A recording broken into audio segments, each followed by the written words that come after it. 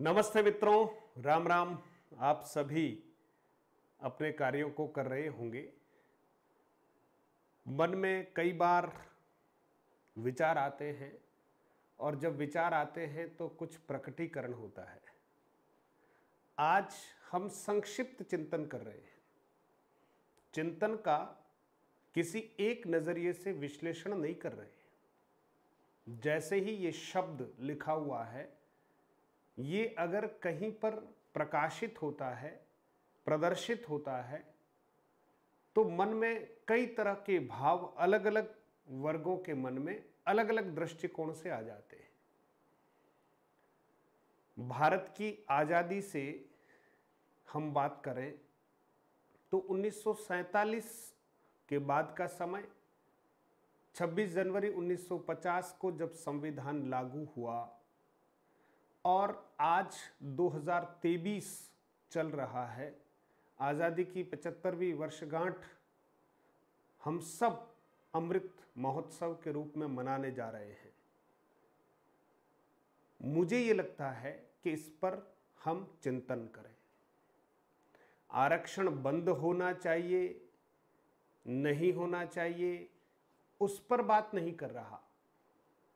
बाबा साहेब ने जिस पवित्र भावना के साथ इस प्रावधान को भारतीय संविधान में रखा, वो बड़े पुनित भाव से रखा, इसमें कोई दोहराए नहीं है। और इसके होने से ऐसे पिछड़े वर्गों का उत्थान भी हुआ है, इसमें भी कोई संदेह नहीं है। मैं आज जरा इन सब से हटकर बात करना चाहता हूं। अगर हम ये देखें कि भारतवर्ष में आज के परिप्रेक्ष्य में अगर भारतीयों के मध्य में कुछ मुद्दों को लेकर मतभेद, मनभेद हो जाते हैं, उनमें ये आरक्षण भी एक प्रमुख मुद्दा है। और ऐसा लगता है जिनको इसका लाभ मिल रहा है उन्हें ये बहुत अच्छा लगेगा, इसमें कोई दोहराए नहीं है। जिनको इनका लाभ नहीं मिल पा रहा है उन्हें ये बहुत बुरा लग रहा है, ये भी अपनी जगह सही हो सकता है। तो फिर एक निष्पक्ष चिंतन कैसे करें? बात करते हैं कि चुनावी वर्षों में हर जाति अपनी ओर से प्रयास कर रही है। अभी अभी राजस्थान में आपने देखा होगा, सैनी माली समाज के बहु संख्या में नागरिक एकत्र होकर आरक्षण की मांग कर रहे हैं। ब्राह्मण, राजपूत, अन्य जो जातियां हैं वो भी एक बहुत बड़ी संख्या में इकट्ठा होकर आरक्षण की मांग कर रही है। अब जब 10 वर्षों तक के लिए इस व्यवस्था को संधारित किया गया था, लेकिन अब लगभग आप देख रहे हैं कि 70 से ऊपर वर्ष बीत चुके हैं और इस व्यवस्था को लेकर हमने एक दिमाग में थ्योरी सेट कर दी है कि अब ये स्थायी है, इसको कोई छेड़ नहीं सकता। चलिए हम इस बात को भी स्वीकार कर लेते हैं कि ये स्थायी है, इसको कोई छेड़ नहीं सकता। लेकिन मैं ये आग्रह करना चाह रहा हूं सभी प्रतियोगियों से कि मन में जो हमारे एक भाव रहता है कि हमारे इतने ही मार्क्स लाने, हमारा काम तो हो जाएगा। परीक्षा कोई भी हो, आपने ये तय कर रखा है कि हमारे तो इतने में काम हो जाएगा। ये तय करना आपकी ईश्वर द्वारा प्रदत्त क्षमता के साथ कहीं न कहीं एक प्रकार से चोट जैसा है। क्योंकि परमात्मा ने जब मनुष्यों की रचना की तो आप सोचिए, आज भी मनुष्य मनुष्य है, मानवता मानवता है। ये धर्म, जातियां, पंथ, मजहब, ये सब बात की बातें हैं। आप कभी विचार कीजिएगा कि जिनको आरक्षण नहीं मिल रहा है उनकी मनःस्थिति पर भी बहुत बड़ा यूं कह सकते हैं कि एक बहुत बड़ा दर्द उनको भी होता है। और जहां योग्यता की बात आती है, कई जगह पर हम उस चीज को ठीक तरह से प्रकट नहीं कर पा रहे हैं, अचीव नहीं कर पा रहे हैं। आज का ये जो तथ्य है, ये जो मुद्दा है जो मेरे मन में है, इस पर इसलिए बात कर रहा हूं कि जितने भी वर्गों को आरक्षण मिला है उनको शुभकामनाएं हैं। हमें आरक्षण नहीं मिला तब भी हमने अपनी ओर से प्रयास किया और अपने आप को सिद्ध करने के लिए भरसक प्रयत्न किया। माता पिता, गुरुजनों, परमात्मा के आशीर्वाद से हमने अपना एक मुकाम बनाया। अभी जो युवा पीढ़ी है उसके मन में बहुत सारी कुंठाएं हैं, बहुत सारी चिंताएं हैं इस मुद्दे को लेकर, क्योंकि उनको लगता है कि अब जिनको आरक्षण छोड़ देना चाहिए वे ही सबसे पहले लाभ मिल रहा है तो प्रथम पंक्ति में है। कुछ दिनों पूर्व राजस्थान में समाचार पत्रों में एक खबर प्रकाशित हुई कि विदेशों में जो है बच्चों को पढ़ने की सुविधा सरकार के द्वारा दी जा रही है, उसमें प्रशासनिक सेवाओं के हमारे प्रबुद्ध जन जो थे उन्होंने अपने बच्चों को उस स्कीम के तहत विदेशों में पढ़ने के लिए भेज दिया।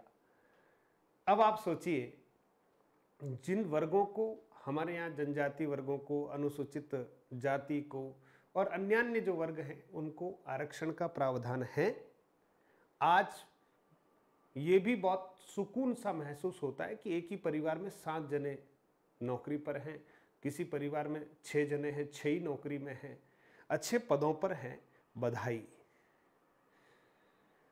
आरक्षण की जो मूल भावना थी कि कुछ ऐसी जातियां हैं, कुछ ऐसे क्षेत्र हैं जहां सच में शिक्षा का कोई वातावरण नहीं है और वहां के बच्चों को बहुत सारी प्राकृतिक आपदाएं झेलनी पड़ रही हैं और उनको पढ़ने के इतने अच्छे अवसर नहीं मिल पाते हैं। तो ऐसे वर्ग को कैसे मेन स्ट्रीम में लाया जाए, क्योंकि वो सभी लोगों के साथ कंपटीशन करेंगे तो उस लेवल का उनका प्रदर्शन नहीं हो पाएगा। तो बाबा साहेब ने जो व्यवस्था की उस व्यवस्था की सराहना की जानी चाहिए। लेकिन वो एक टेंटेटिव टाइम पीरियड के लिए था कि इतने समय में हम इन व्यवस्थाओं को ठीक कर देंगे। चलिए, ठीक नहीं हुई, 20 साल, 30 साल, 40 साल, 50 साल, 60 साल, 70 साल। अब आप देखें, हमारे अभी भी जैसे हम बात करते हैं अनुसूचित जाति की या अनुसूचित जनजाति की या ओबीसी वर्ग की, जो अभी भी जिनको आरक्षण कुछ वर्षों पूर्व मिला है, एमबीसी की, सहरिया वगैरह, जो भी जितने भी वर्ग हैं, मान लीजिए कि एसटी वर्ग से बहुत सारे लोग जो हैं वो सक्षम हो चुके हैं, क्योंकि भारत भर में ऐसी कोई सेवा नहीं है जिसमें हमारे राजस्थान के जनजाति बंधुओं का प्रतिनिधित्व नहीं है। वो आईएएस से लेकर सारी सेवाएं हैं। आज भी कुछ सेवाएं ऐसी हैं जहां रिजर्वेशन नहीं है, वहां पर हम इन वर्गों का जो प्रतिनिधित्व है उसका प्रतिशत बहुत कम पाते हैं। मेरा यह मानना है कि एक व्यक्ति आरक्षण प्राप्त करने के बाद, मान लीजिए एसटी वर्ग से किसी व्यक्ति ने आरक्षण का लाभ लेते हुए भारतीय प्रशासनिक सेवा में, राजस्थान की प्रशासनिक सेवा में, कॉलेज शिक्षा में, स्कूल शिक्षा में या अन्य सेवाओं में एक पद जो है वो हासिल किया, बधाई। अब बात यहां पर यह आती है कि आप जॉब में हो गए, आपकी आर्थिक स्थिति अच्छी हो गई, आप अपने बच्चों के अध्ययन की बेहतर व्यवस्था कर रहे हैं, सरकारी समझ में आया तो वहाँ, नहीं समझ में आया तो प्राइवेट में आप पढ़ा रहे हैं, उनको सब सुविधाएं दे रहे हैं। अब मेरा यहाँ पर यह है कि हॉस्टल में अगर कहीं एडमिशन की बारी आए तो आप समझदार हो गए, आपकी जाति में, आपके वर्ग में आप अच्छे पढ़े लिखे और समझदार हो गए। जिम्मेदारी ये होनी चाहिए थी कि मुझे अपने ही वर्ग के अन्य ऐसे पिछड़े हुए जो भाई हैं उनका उत्थान करने में मुझे अपना योगदान बहुत अच्छे से देना चाहिए था। लेकिन देखा यह जा रहा है कि मेरा एक बार इस माध्यम से चयन हुआ तो अब मैं पूरे पूरे अपने परिवार को ही उसमें एंगेज करने का प्रयास कर रहा हूँ।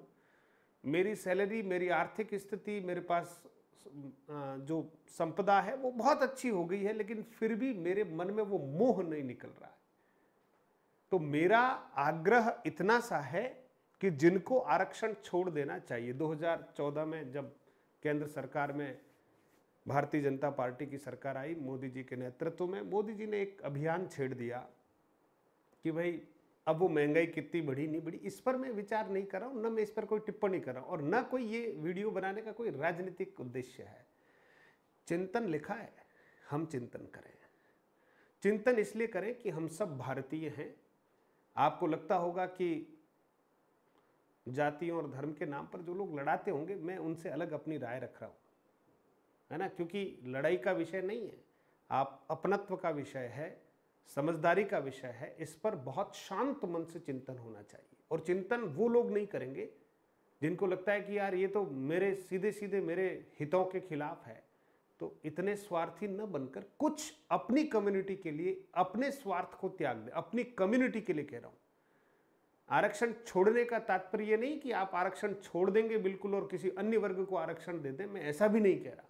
मैं ये कह रहा हूं कि एक एसटी या एक एससी या एक ओबीसी वर्ग के जो भी, एमबीसी वर्ग के जो भी व्यक्तित्व जो हैं वो बहुत अच्छी स्थितियों में सुदृढ़ हो गए हैं और उनकी अर्थव्यवस्था बहुत अच्छी हो गई है, तो कम से कम अब उनको अपना आरक्षण का फायदा छोड़ देना चाहिए अपनी ही कम्युनिटी के अन्य उस व्यक्ति के लिए, उस बच्चे के लिए जो सच में नीडी है।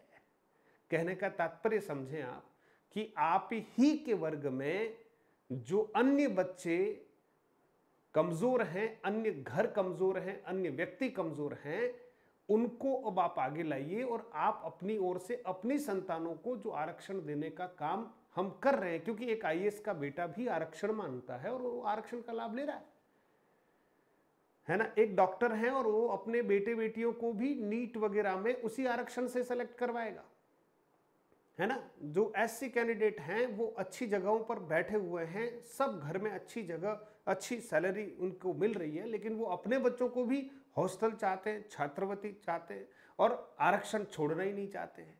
जितने भी जातियों के नाम पर और आरक्षण के नाम पर झंडे उठाकर चलने वाले हमारे बड़े बड़े लोग हैं, जिसमें श्वेत वस्त्रधारी भी आ जाते हैं, जिनके पास करोड़ों की प्रॉपर्टी है, लेकिन वो अपने बच्चे को भी आईएएस आरक्षण के थ्रू बनाना चाहते हैं। तो मेरा आग्रह केवल इतना सा है कि चिंतन का समय है। हम अपनी ही कम्युनिटी के, अगर रियल में बाबा साहब की भावनाओं का हम सब अगर कहीं कद्र करते हैं, तो हमें कम से कम अब जब हम मजबूत हो गए हैं, तो क्योंकि ये बहुत बड़ा काम वो करके चले गए, अब हमें ये काम करना है। कम से कम हमारी ही कम्युनिटी के अन्य जो लोग हैं जो वास्तव में रियल नीड रखते हैं, उनके लिए कम से कम हम ये काम कर लें, तो कुछ ही समय में जो एक व्यवस्था है वो बहुत सुदृढ़ हो सकती है और आगामी समय में, आने वाले समय में इस पर फिर चिंतन हो सकता है। क्योंकि कई ऐसे वर्ग हैं जो जनरल, जिनको नाम दे दिया गया है, आज वो भी बहुत पिछड़ गए हैं। बहुत पुरानी बातों को लेकर हम वर्षों तक खींचातानी करें तो ये हमें शोभा नहीं देता। सत्य कितना था, बाहर कितना निकला, फैलाया कितना गया, ये सब अलग अलग बात है। तो मुझे लगता है कि कहीं कोई ऐसा उदाहरण इक्के दुक्के कहीं मुझे अखबार में पढ़ने को भी मिले, जो बहुत सक्षम हो गए, उन्होंने कहा कि आज से हम अपने आरक्षण का त्याग करते हैं। तो क्या जो सक्षम हो गए हैं उनको अपने आरक्षण का त्याग अपने ही वर्ग के हित में, सामान्य वर्ग के हित में नहीं कह रहा मैं ये कह रहा हूं कि अपने ही वर्ग के हित में क्या हम इस आरक्षण की व्यवस्थाओं को त्याग सकते हैं, क्योंकि अब हमारी अर्थव्यवस्था बहुत अच्छी हो गई है। तब रियल में जो भावना 10 साल के लिए थी, उसको आज हमने 70 से अधिक वर्षों तक खींच लिया है। क्या अभी भी हम अपनी ही कम्युनिटी के सारे लोगों का उत्थान कर पाए? और अगर नहीं कर पाए हैं तो आप भी उसी व्यवस्था में संलग्न हो गए जिस व्यवस्था पर कहीं न कहीं जो है दोषारोपण किया जाता है कि ये बहुत ऐसा वैसा हो गया। तो आज का ये जो छोटा सा वीडियो है, इसका निमित्त एक ही है कि समय है, कोई उदाहरण प्रस्तुत कीजिएगा, है ना। बहुत बहुत हिम्मत चाहिए, क्योंकि जिसको सीधा सीधा लाभ मिलता हो, है ना, वो इस बात को कैसे स्वीकार करेगा कि यार अब मैं अपनी ही, जब हम अपनी ही कम्युनिटी के लिए ये जो है त्याग नहीं कर सकते। जब हम सुदृढ़ हो गए तो फिर बातें करना बेईमानी हो जाएगी, कुछ प्रैक्टिकल किया जाए और उन अन्य वर्गों को, जो मैं ये कहूँ कि टीएसपी क्षेत्र है, टीएसपी क्षेत्र में भी बहुत सारे लोग बहुत अच्छे समृद्ध हो चुके हैं, तो उनको अपनी कम्युनिटी के लिए, यानी एसटी अन्य एसटी के लिए त्याग करें, एससी अन्य अपने ही वर्ग के अन्य एससी जो छात्र हैं उनके लिए त्याग करें, ओबीसी जो है सुदृढ़ हो चुके हैं तो अन्य ओबीसी के लिए त्याग करें, एमबीसी अन्य एमबीसी के लिए त्याग करें, तब जाकर मैं मानता हूं कि कुछ वर्षों में और कुछ अच्छी स्थितियां हो जाए।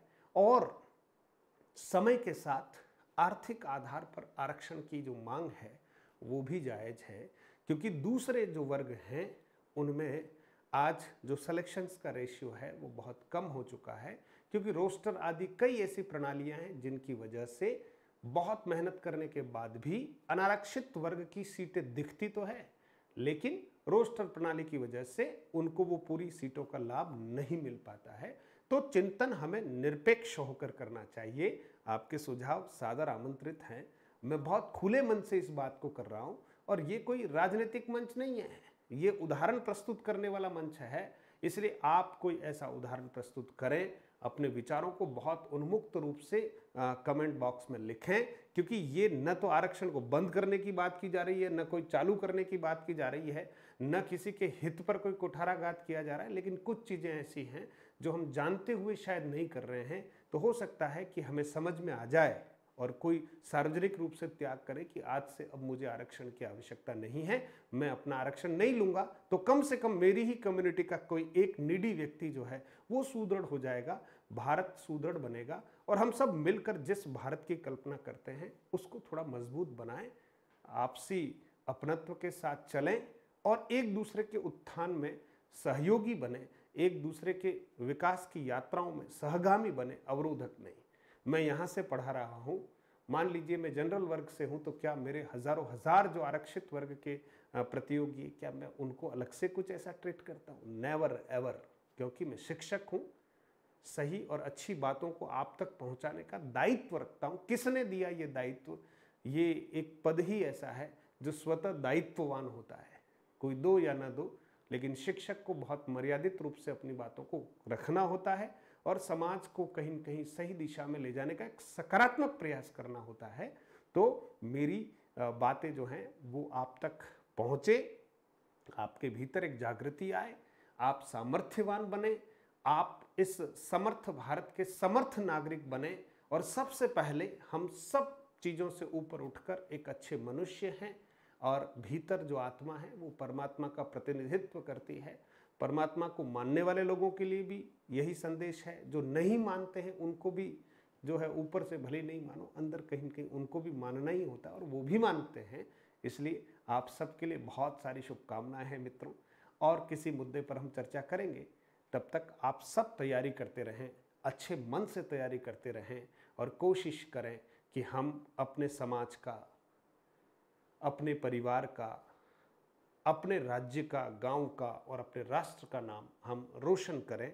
और शिक्षा वह हथियार है जिससे हम कई आपदाओं का सर्वनाश कर देंगे। बुद्धि का जो विकास है वो अगर हमने ठीक दिशा में स्वयं कर लिया और हमारी संतानों को भी इसका अवसर दिया, तो निश्चित तौर पर हमारी संतानें समर्थ बनेगी, हम समर्थ बनेंगे। जय हिंद, जय भारत, वंदे मातरम।